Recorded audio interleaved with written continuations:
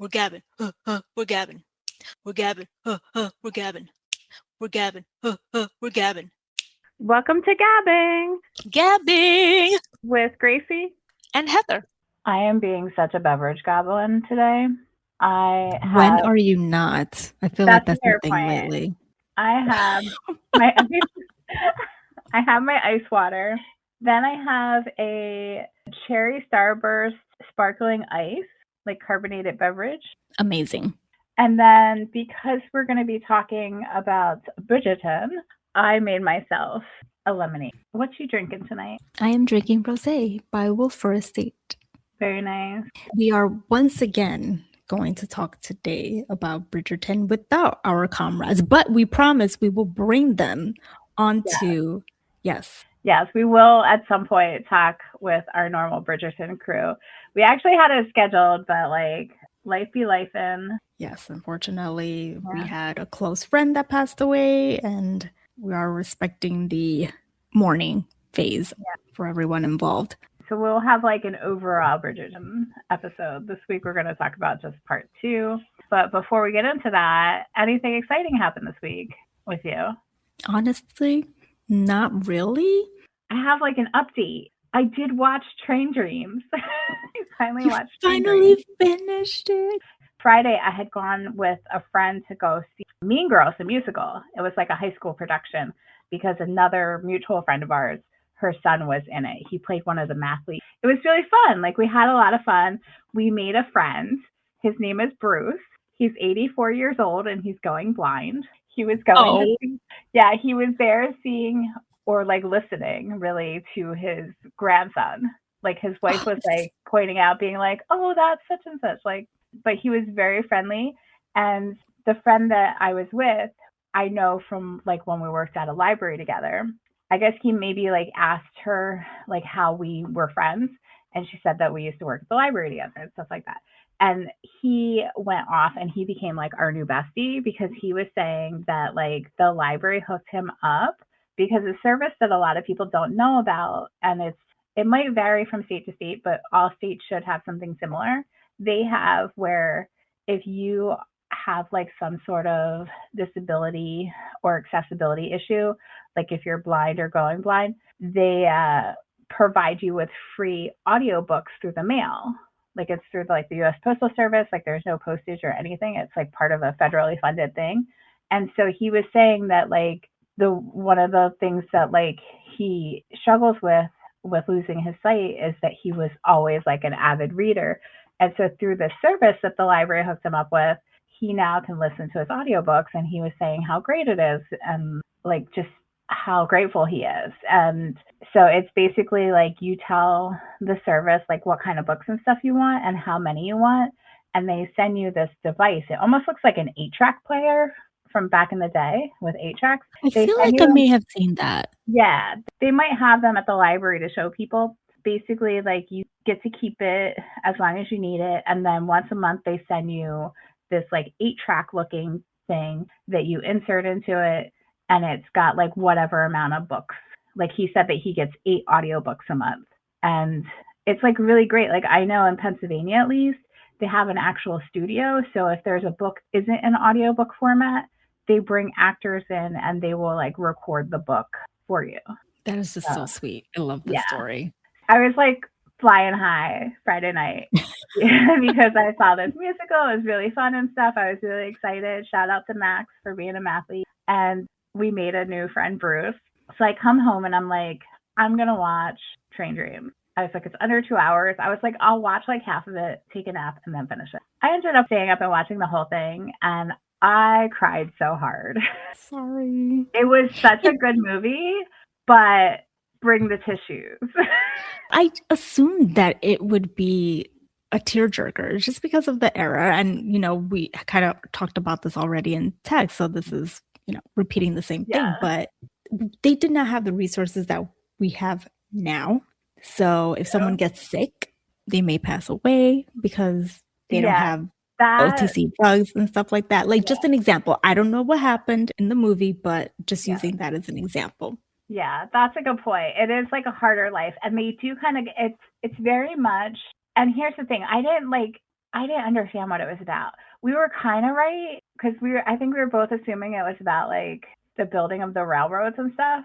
It was more like it's the Pacific Northwest. It's the logging and the railroad expansion that is part of it, but it's more like living a small life. It's the story of this man who lives a small life, but how beautiful that can be, but like how there's ups and downs and things like that. And so it shows like his life from like almost beginning from his first memory, because it actually starts off and I was like, oh, this is really interesting because they really like it shows like how things remain the same. It like talks about like the first scene is his first memory being of people coming in and deporting all of the Chinese immigrants in the town, like just grabbing them and like pulling them out of the store when he's in the store. So like that's like how the movie starts off, and I was like, oh, interesting. So we're going like, there right away. Yeah. So it delves into like racism and discrimination with immigrants and stuff like that. But it's very much like this man's life and like from beginning to end and everything, and how times change a lot, because like it goes into like with resources and stuff like that, like how like he's like logging trees and stuff, and how it was when he was like young versus when he gets older, and they have like chainsaws and things like that, and how different it is. I don't want to get too much into it. I mean, that era, really, and you just saying that even the small things made a big change, you know, like what, like I would love to just have a list of starting, you know, is the Industrial Revolution, is that the era that we're talking about? Excuse my uneducation. I think this is technically after the Industrial Revolution. This takes place in the 1900s, but like the very early 1900s. What I'm trying to say is just the smallest of things, like phone, electricity. Well, phone and electricity, I would say, are huge things, but something like small, like a chainsaw, to help, you know, like that makes life so much more easier. Yeah. I would really recommend Train Dreams, because here's the thing. When I went into Train Dreams, I knew the title. I made no effort. And I knew based off of the Hey Tableau podcast that supposedly it was very horse focused. He was saying like he didn't watch it because somebody said that horses are basically like a character themselves in the movie. I was like, this person outright lied. We went like 25 minutes, no horses. Outright lied. Outright. There was like minute 25, there was like 2 horses in the background pulling a log. It's not a movie about horses. And then like the next time you see horses is like an hour in maybe. And it's like maybe like 2-3 minutes of horses, because he basically like he inherits this like horse and like truck thing that like the horses pull, that he like does like a job. So it shows like a series of him doing the job. That's all there is with horses. I was like, this man was lied to. Like people be messing with you. Massively lied to. Not a horse movie. Not a horse movie. And it's a movie. It's not real life. It's not going to come at you. It's not going to, what is it? Don't buck rationalize. You? Nothing. Yeah. I am. It doesn't make sense to me. It makes sense to me just because I get freaked out by chickens, because my aunt's chickens. But even on a screen? It's the movement. But I will say one of my favorite movies is Chicken Little. So if they're animated, that's okay. If they're animated, that's okay. I can see a picture of a chicken, although I'll be like, chicken, what you looking at me like that? But it's like I keep following you. I'm like, are they going to come after me and peck me? I understand. It's not rationalized. It's not rational. My neighbor's chicken got loose, and I was so worried the chicken was going to go on the road. So I was like trying to like protect the chicken, and I was like trying to do it without touching the chicken. I was like, I can't touch the chicken. But I think you told me this story. Had to come over and pick up the chicken, and I was like, thank freaking God they picked up the chicken. I was like doing hand motions like away from the road. I wouldn't go near it. Come hither this way. Exactly. I can envision you trying the best you can. And that's what makes you such a wonderful human being, I Heather. was trying. I didn't want to see squished chicken, especially since I was benefiting by receiving the chicken's eggs. I'm trying to think of what else happened. I was emotionally traumatized by the show Paradise, but we'll save that for when we discuss it. Girl. All right. It was a weekend of heartache. The only other thing I did that was exciting or new, or I don't know if it was exciting, was I listened to the new Harry Styles album. Is it good? I liked it. Like, I'm not like a huge Harry Styles fan, but I liked it. It was part of my relaxation hour that I like scheduled. Nice. I downloaded one of Zayn's album and I thought he was really good. I've not downloaded any Harry Styles. I feel like Zayn has a little more edge to him, so I'm like, okay, all right, you know. I was just thinking to myself that I actually think that they are the only boy band that has genuinely 5 really good-looking guys in their group. R.I.P. You know, because one has passed, but because they're all good-looking, I could never decide which one's the best one. I would agree with that. They are all independently very good-looking and charming, whatnot. At least they appear so. They could be total assholes in real life. Who knows? Agreed. It's all fake people. Agreed. But anywho, do we want to get into Bridgerton? Let's do this. We discussed part 1 previously, so if you haven't listened to that, go check it out. Bridgerton part 2 is episodes 5 through 8. Episode 5 is Yes or No. Episode 6 is The Passing Winter. Episode 7, The Beyond. And episode 8 is Dance in the Country. Did you have any like overall thoughts that you wanted to say, or do you just want to jump in to something specific? Oh gosh, I'm afraid you've had so many burning like thoughts to talk. And they have been simmering, and so it's like that. Like the flame has gone out. Like I'm okay now. Like so much time has passed.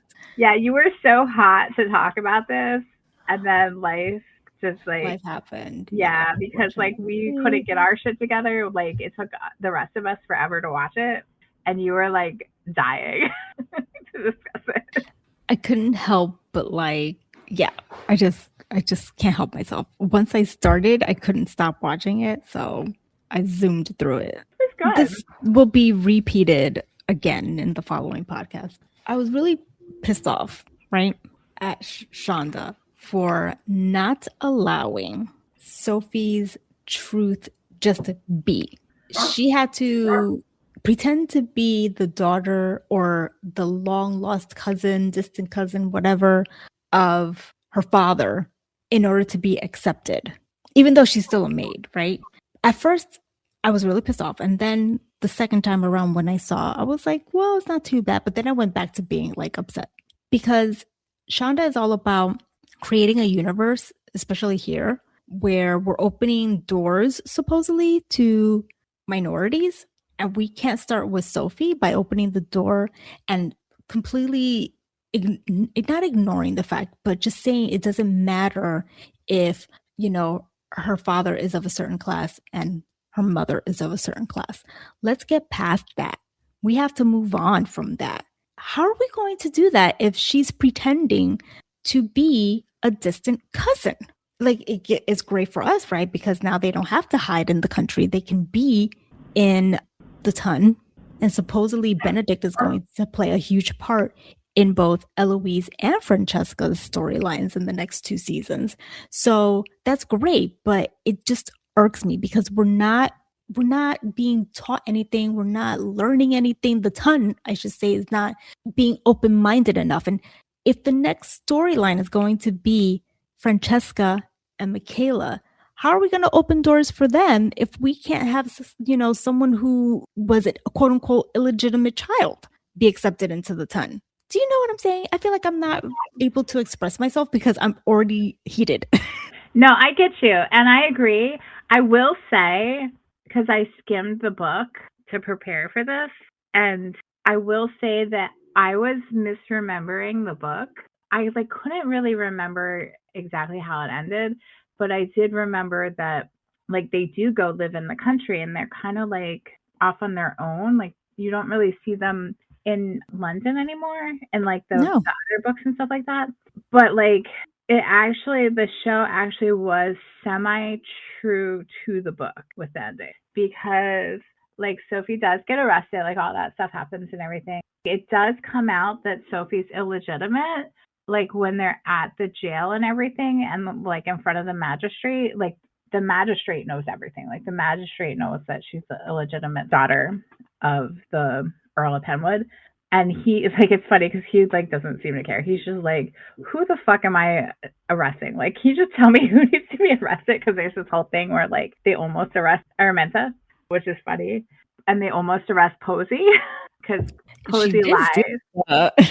Well, and that's where they kind of did like a twist in the show, because in the book Sophie stole the shoe clips, and in the TV show they have Posey's the one that stole them. So in the book, Posey's like false confesses to it. She's like, I stole the shoe clips. It wasn't Sophie.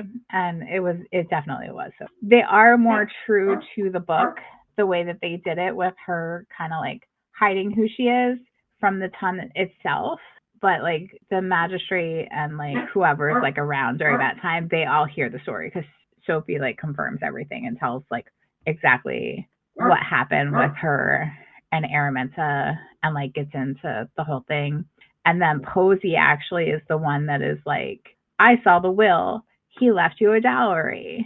And so that's why they were gonna like arrest Araminta, because like she stole the dowry. But anyway, I'm being long-winded. They do end up saying like, in order to like save herself, Araminta is like, I'll agree to whatever kind of story you want, as long as I don't get arrested. And so that's when Lady Bridgerton is like, oh, you mean that like Sophie is a distant cousin of your husband? And like that's how that comes about. I also want to note that like in the book, Sophie doesn't actually get proposed to. Benedict comes in and like announces to the magistrate, why did you arrest my fiance? Like he just like, without consulting anyone, is like, this is my fiance. And he like kisses her in front of everyone, and Araminta has a fucking meltdown because a Bridgerton just kissed Sophie. And that's a really funny thing.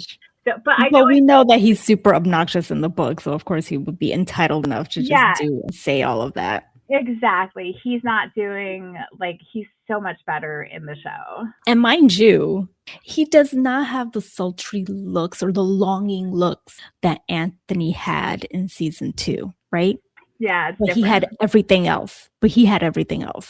Benedict's more cheeky in the show than Anthony. 100%. Thank you. I could not fucking figure out the word at all this whole entire time. Like, what is it like? I'm like, he's boyish. He's childish, you know, like he's fanciful, but cheeky, that's the right word. He's a second son. He has the charmed life without the responsibility. So does Colin though, and Gregory, but let's put Gregory aside. So does Colin, but Colin is more of a romantic.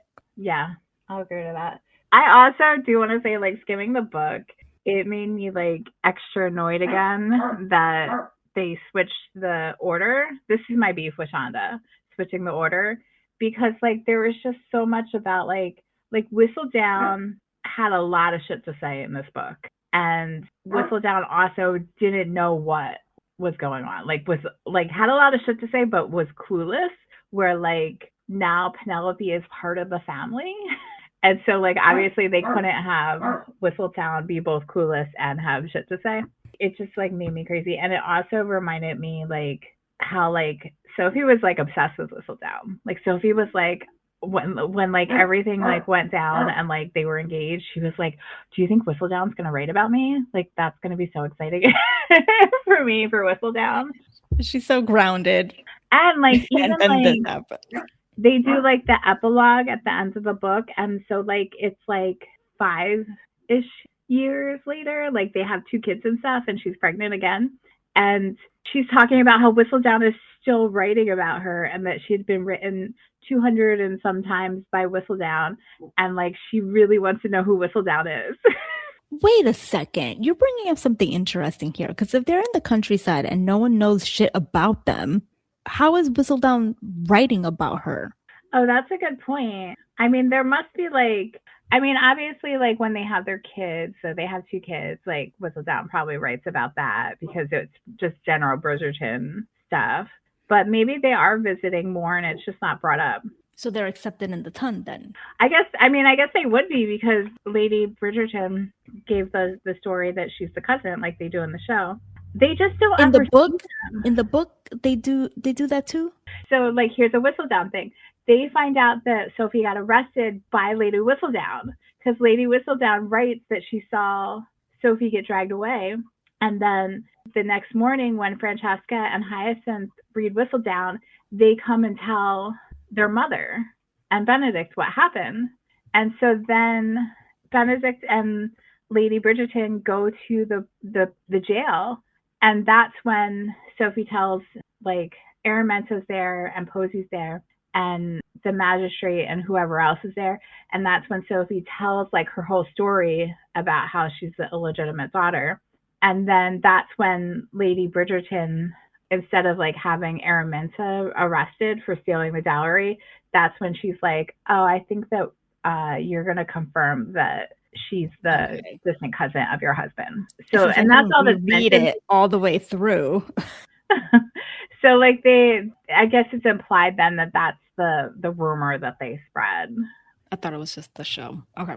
Yeah. Well, and I had totally forgot about that in the book, but then when I skimmed it again, I was like, oh, okay.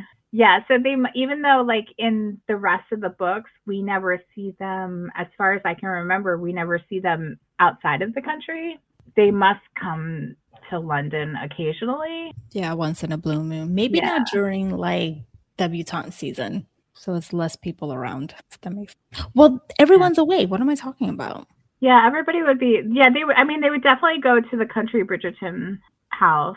Like, it wouldn't be surprising to me they go that to each other's because Kate and so does together Penelope. as, like, and Anthony. Yeah, and so does Penelope. Penelope's not going to be excluded. Like, she probably gets invited to the Bridgertons every so often. Yeah, exactly. Because she's Eloise's best friend. We know Sophie's important in Penelope's story.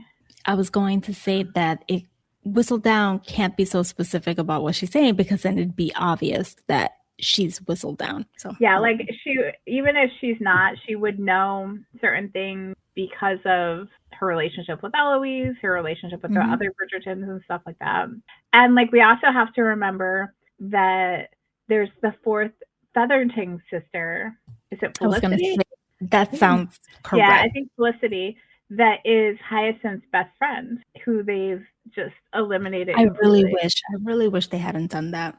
I think it would have been great for Hyacinth to have a friend. I wonder if they'll do, like, a Francesca thing where, like, she'll just suddenly appear for Hyacinth's book and it will be like maybe she'll be a cousin. Maybe she's a cousin. Yeah, and the name is Felicity. Okay. Look at us remembering things. Look at you remembering things. I just feel bad that they, like, eliminated her completely. It is one too many, but in terms of Hyacinth, it would have been good to have a friend. So maybe they'll bring in someone to replace Felicity. Let's see. Do they need to? I feel like now that things have changed, she seems to have a good relationship with Eloise somewhat. And Francesca. Yeah. Her and Francesca and An Offer from a Gentleman are kind of funny together. Like, Francesca, like, I can't remember specifics, but, like, it seemed like Francesca was, like, kind of like how Eloise was, like, kind of like ordering her around and being like, oh, you're being ridiculous and things like that. I mean, Hyacinth is pretty ridiculous. Yeah, she can be over the top. She's like all of them wrapped up in one. Yeah, which is chaos. Absolutely. I forgot Daphne was also in this book because Daphne, like, clocks Sophie immediately. Because, like, Sophie says something about, like, Benedict being into art. And, like, Sophie is like, oh, fuck, I, like, screwed up. Because, like, she sees that, like, Daphne was like, oh, really? What can you tell us about that? Because I know nothing about my brother being into art. Shoot. Makes me want to keep reading, but I don't want to read. It's so frustrating. Yeah, I don't like the Sophie in the book. I don't. I have you. Yeah, you don't need to read. They made Sophie. I really liked how they portrayed Sophie in the show. And how they portrayed. Benedict was much better. Benedict was just wanting to hold him. Like, he was going through things and he was still being lighthearted. Yeah. Easygoing. That's who he is. Yeah.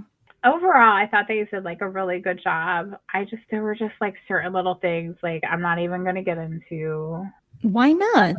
Hello. Well, that's in part 1 because I already got into that. I'm trying to think if there was anything that bugged me in part 2. I will say, like, skimming again, the bath scene, they really dragged that out compared to what it was in the book. I mean, you gotta have a water scene.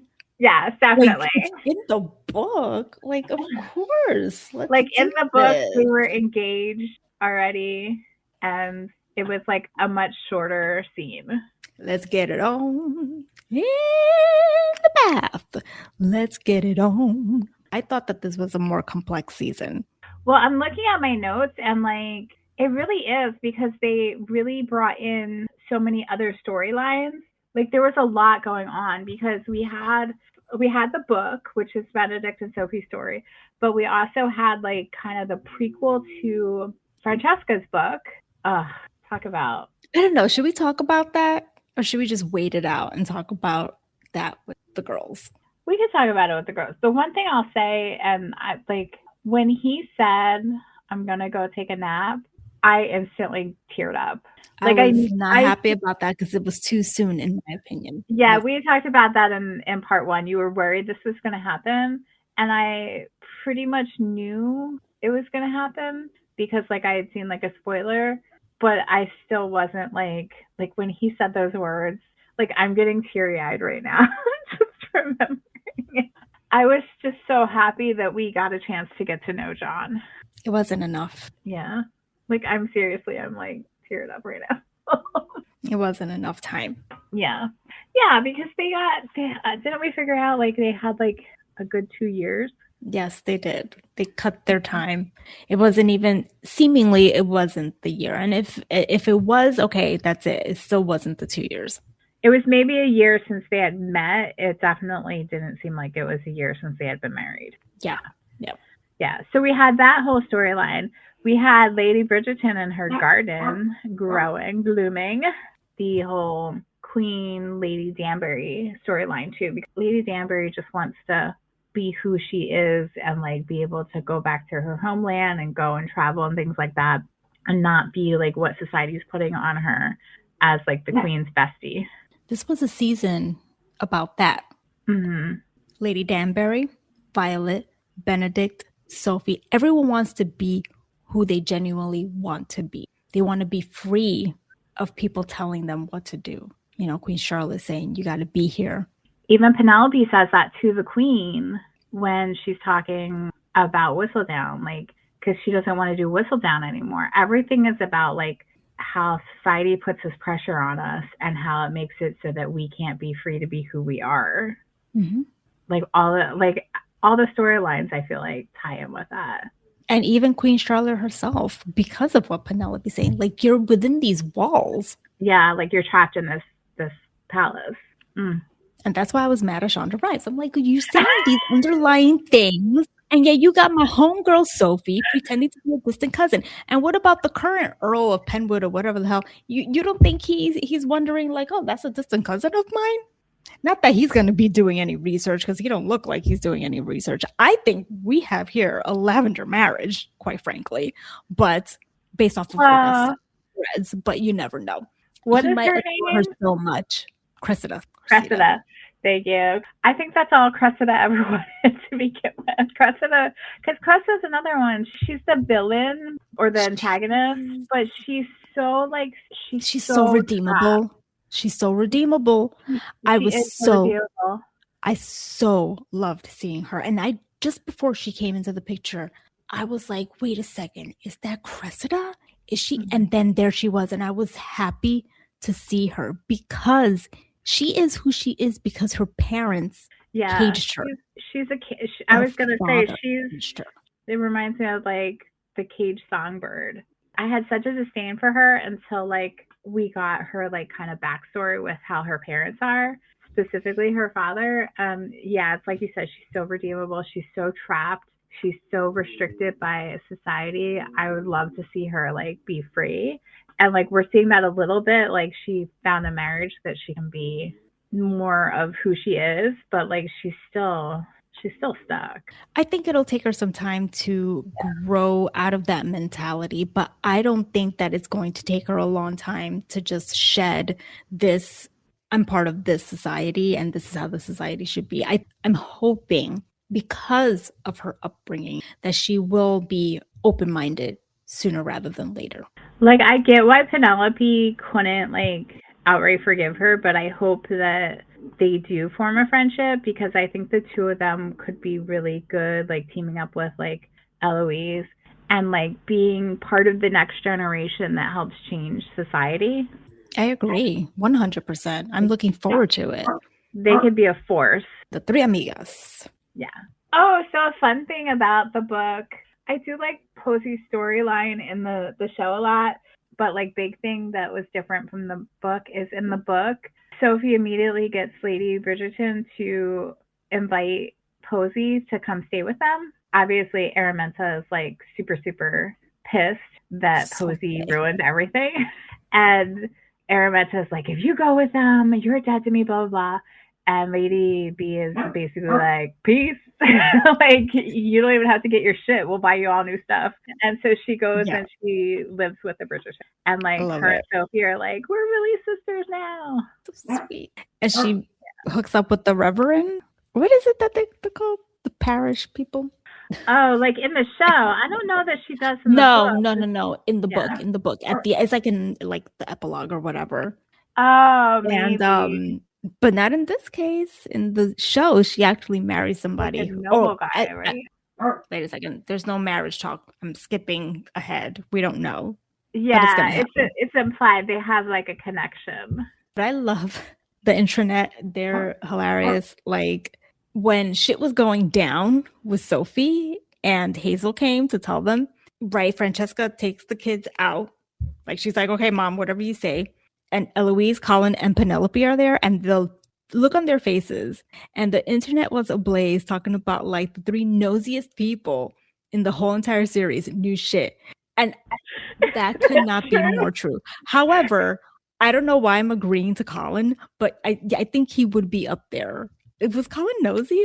He is all maybe by extension because he's married to Penelope, but it felt so true to me, and I'm gonna stick to it.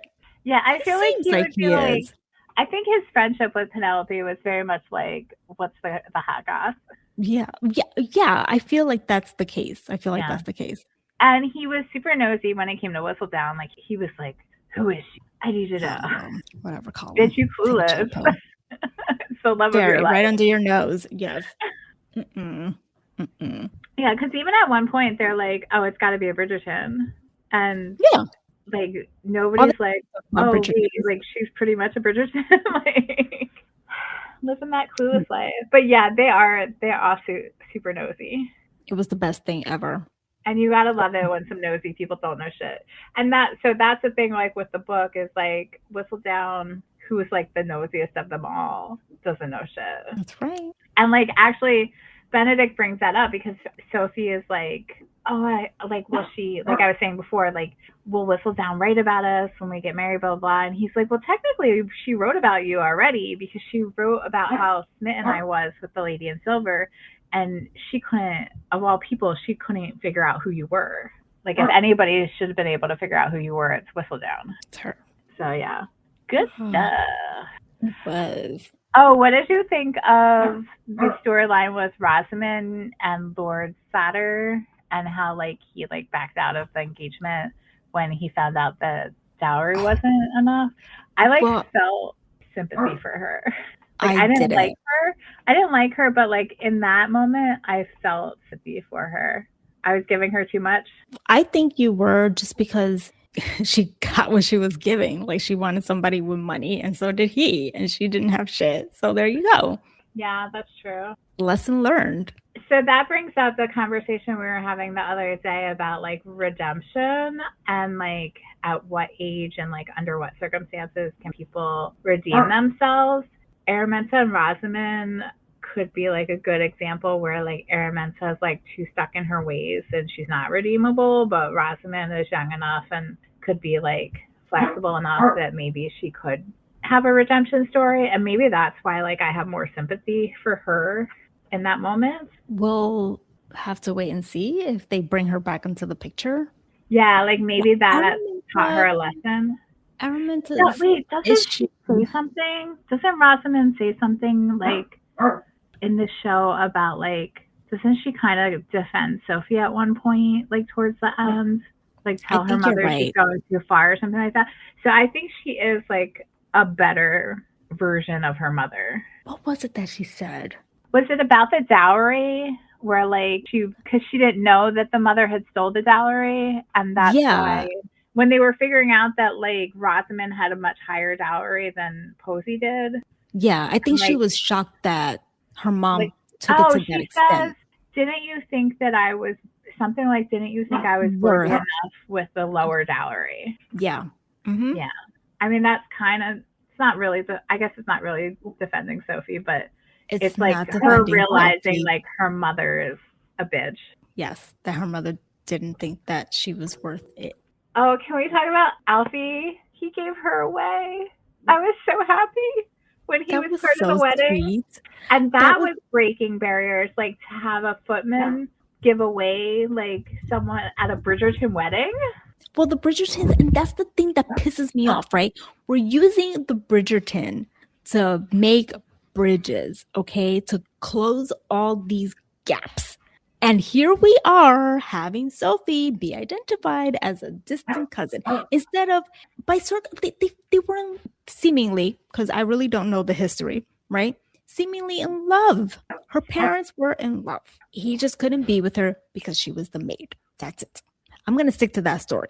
I was going to say, you're very much projecting. Like, we have no proof that was the case. I know. But it was more like she was in love. She was in love. He was like, whatever. He cared enough to be He cared enough about Sophie to make her a he was.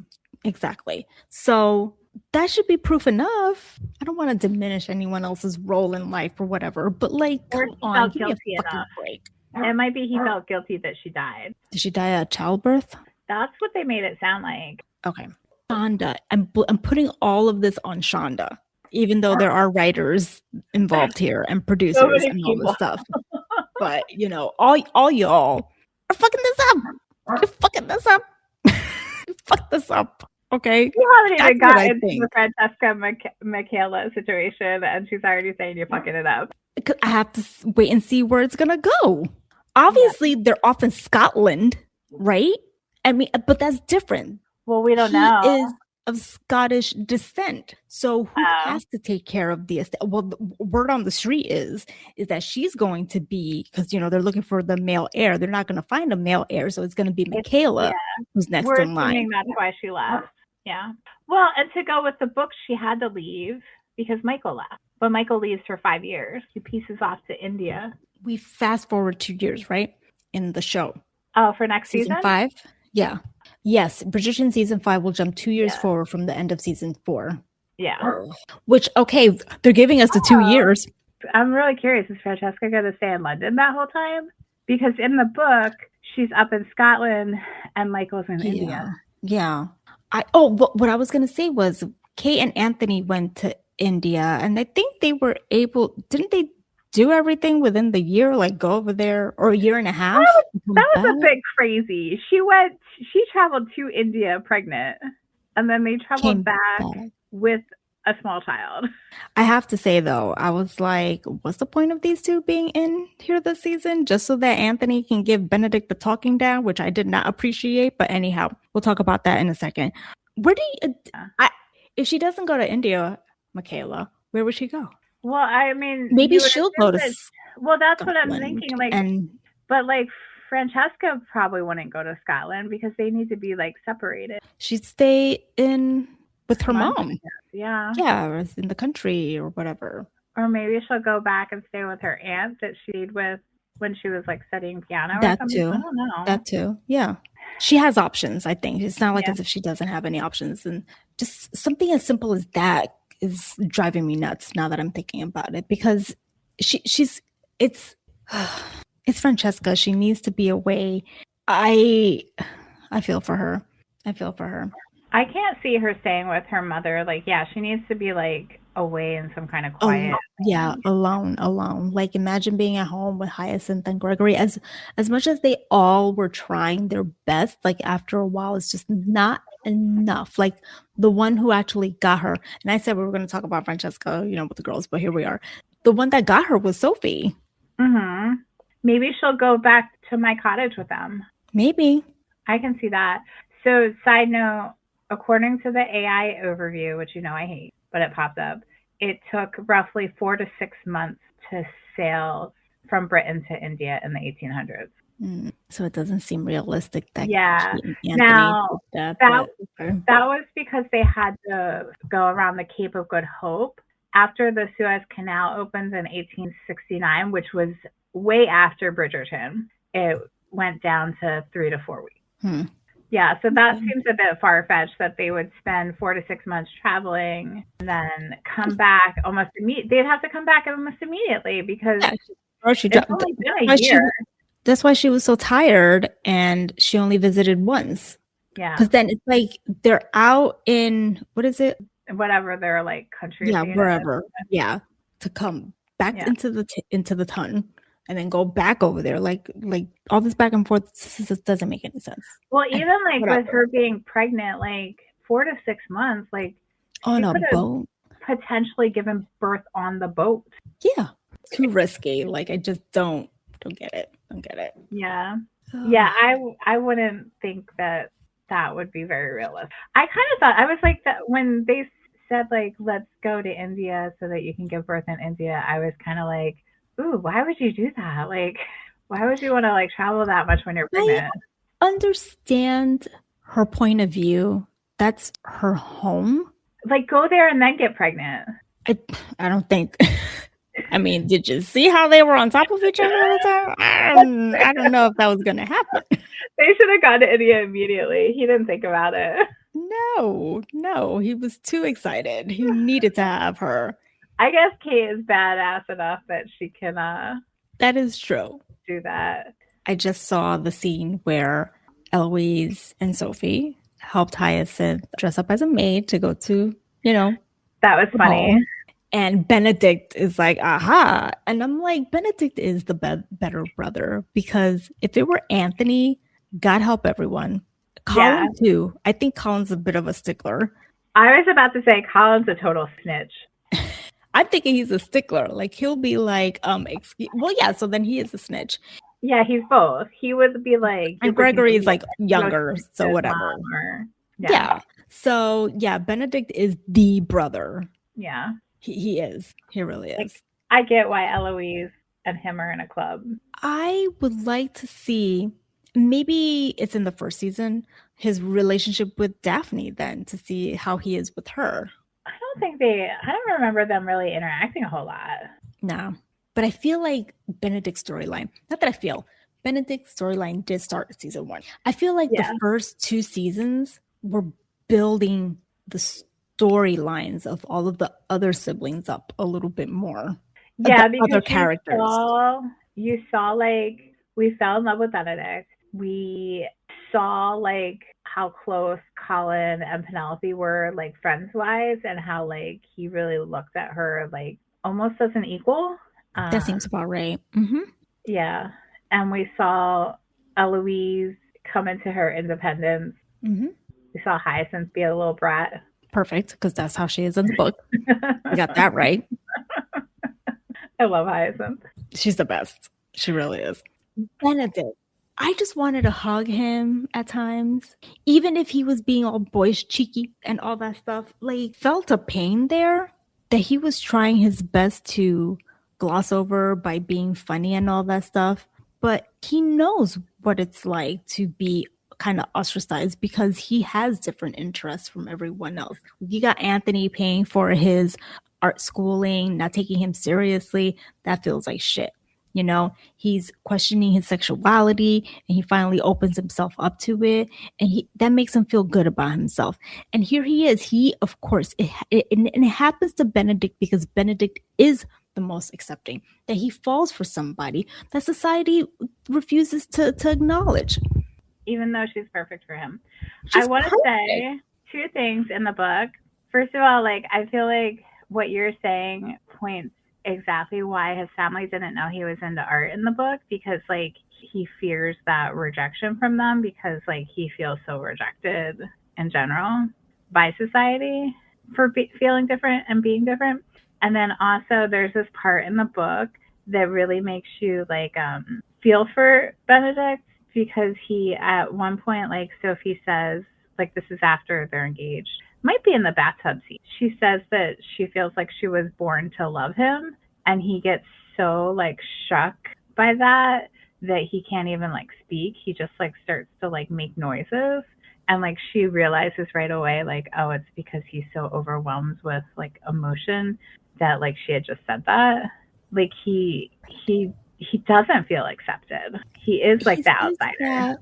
I think he says, I don't remember what he says, but something to that effect in the gazebo in episode 1, the first episode. Oh, like with the lady in silver? Yeah.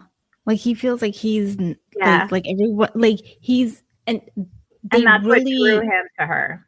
Yeah, you're right. They're very pointed in like copying exactly what was in the book. Like, oh, you're a Bridgerton. You all look alike. Oh, you're the second Bridgerton. Which one is that one? Is that, Benedict? Like, people know who they are, but they don't know who they are, especially Benedict, because he's the second son. So, you bag a Bridgerton, you're good. It doesn't matter which one it is. And so he's like... that statement alone, wow. Like, it doesn't matter which one it is. Like, talking about, like, he's in the shadows. He's like in this like spotlight of like his family, but he's like in the shadows where like he doesn't feel like he really matters, but people are like just want him for him being a shiny Bridgerton. Right. And he's being the diamond. Like the queen makes him the diamond of the season. And he doesn't want that. He wants something authentic. And Sophie's authentic. And that's why she's our queen. That's right. You saying we know that he's the diamond, right?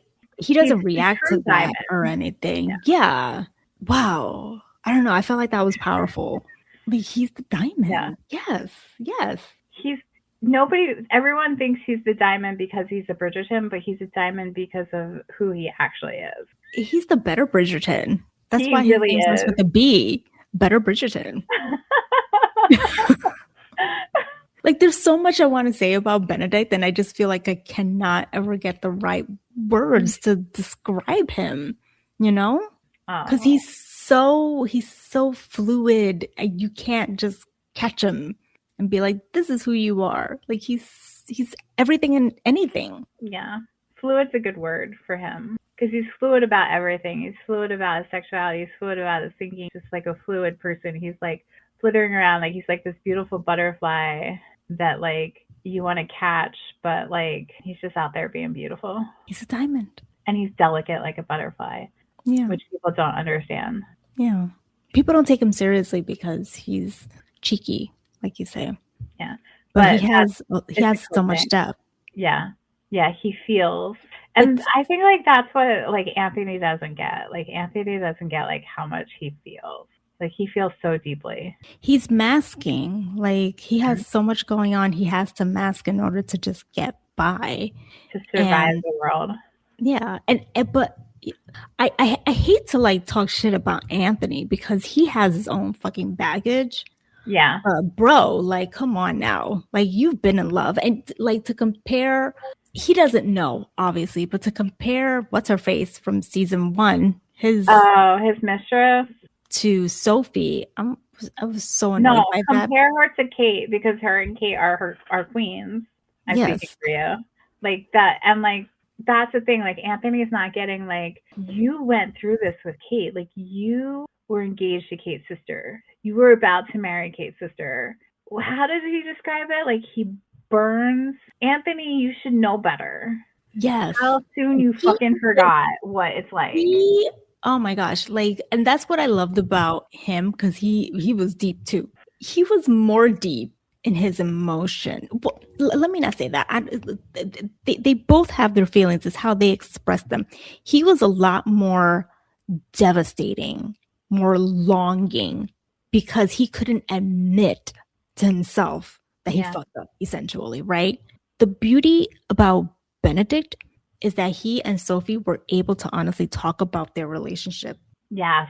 as early on as possible. So that longing was different. I was going to say it wasn't there, but it was there because they couldn't be together. It was just a different type of longing. When he was at Hyacinth's little event, a little ball, whatever, Their practice. he goes over to the table where Sophie is, and she asked him, like, you know, what's he looking for? And he said, I found it. And how he said he found it, or something to that effect.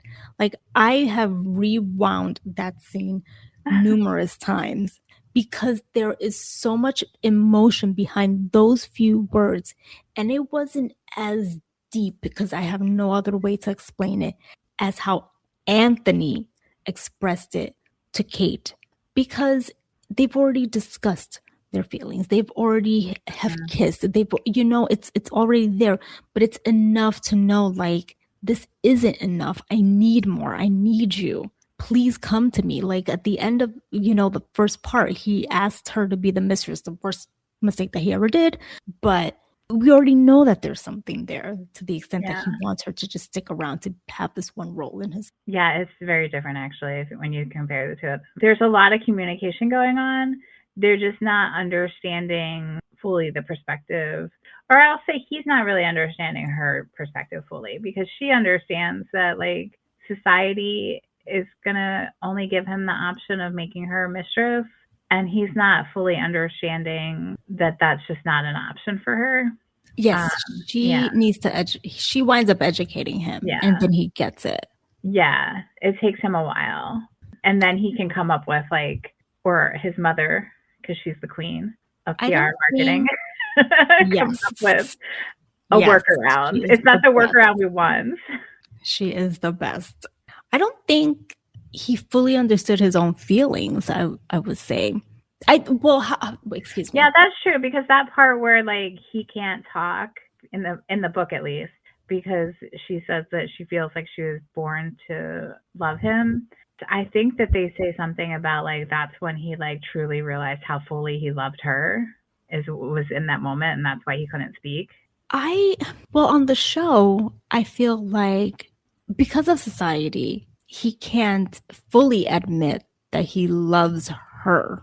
And so that's what makes things a little bit tricky. He's like, this is the best that I can get. Yeah, but he thinks that he is admitting that. He's saying, well, I love you so much that this is, like, the solution. But it's like, no, if you loved her as much as you actually do, and he even, actually, doesn't he even, now I'm confusing the book and the show. You can't be reading both. I'm just reading. I think this is in the show. In the show, doesn't he just say, like, we'll just go, like, we can just go off to my cottage and, like, fuck society? Yeah, yes. like. Yes. He tells her that, and he draws a painting for her, and she holds on to it. Yes. Yeah. So he's kind of, like, admitting how fully he loves her, because he's, like, willing to, he's not understanding how much he would be giving up, because she even has to say that, like, she's like, you wouldn't be, like, your family wouldn't be able to communicate with you, like, even if they wanted. And his mom. Yeah. Oh yeah, his mom does it as well. Too.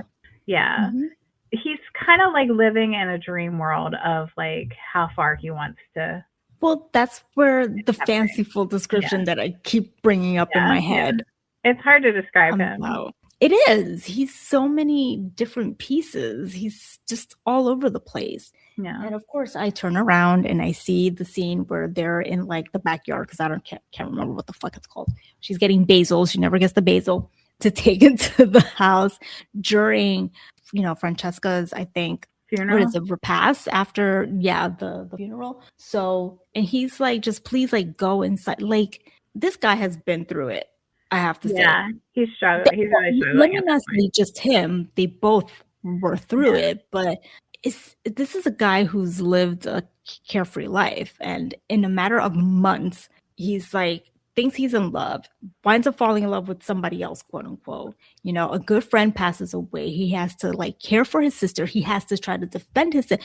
I was rooting for him when what's his face came over to try to determine whether or not, you know, Francesca has an heir, and she says that she's pregnant, and that whole entire fucking scene, and what he said, like this antiquated system, and I'm like, that's right, that is fucking right. And I was like, so mad.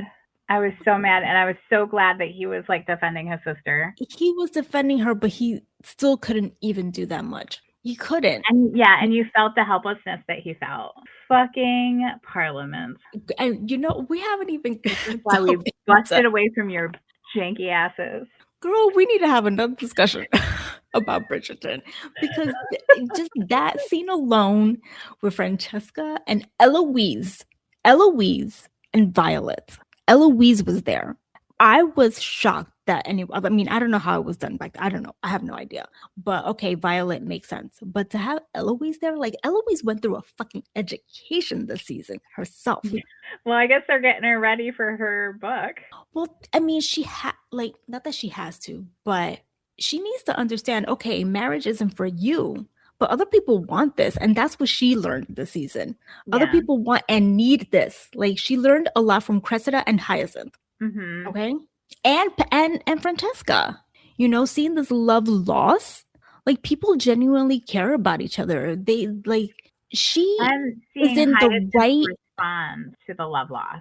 I was not expecting that. I wasn't expecting that either. Just being like, nope, I'm done. I'm going to be on the shelf.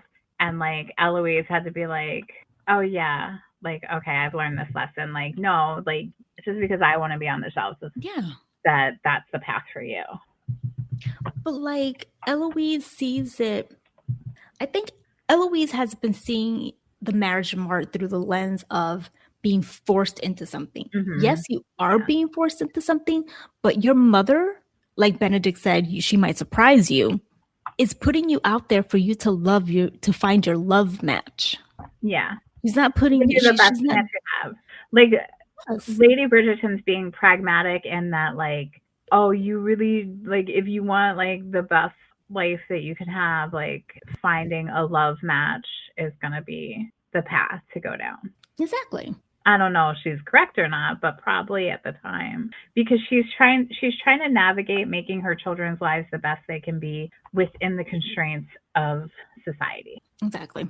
There's so much going on this season. That's why I'm telling, like, this season is a complex fucking season compared to all the other ones too. Because Mrs. Wilson becomes a detective, the housekeeper. Well, we didn't talk about Varley and like Lady Featherton, like their whole relationship. There were so many stories going on. Oh, I was like, no, but that's the sisterhood. I didn't have them in the sisterhood. Oh no, I did. Varley and Portia. Never mind. Okay, yeah, because they do have like a weird sisterhood, but like then it like their sisterhood is like weird because like society makes it so like they can't be real sisterhood. Yeah.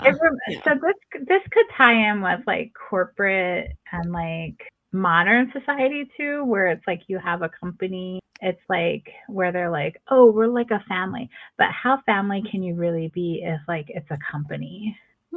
Or like people that like they're not staff, they're family. Like there's that power dynamic. I understand. They're family until you gotta fire their ass. Mm-hmm. Or they're family until they push back about something. Yeah, so there's a lot. Well, we still have a lot to say, so we will continue this conversation whenever we can get together with Takara and Lucy. I will say one thing before we go. What's that? The way Eloise sits in this season had me cracking up. Oh, I gotta go back and rewatch it. You need to see how she sits every single freaking time, and I'll leave it at that. Okay. Ooh, I'm intrigued. All right, well. And you're going to be laughing at her. You're going to be laughing at her. I need a laugh right now. Well, listeners, let us know what you thought. We're on Instagram at Gabbin'Podcast, or you can email us, gabbin'podcast@gmail.com. And Thanks for listening to Gabbin'. Go check us out on Instagram, like and follow us. Check out our other episodes. We are on all the major platforms where you can find your podcast. Feel free to buy us a coffee. Please do. We need it. Talk to you next week. Thanks for listening to Gabbin'. Gabbin'. We're gabbing. We're gabbing. We're gabbing. We're gabbing. We're gabbing. We're gabbing.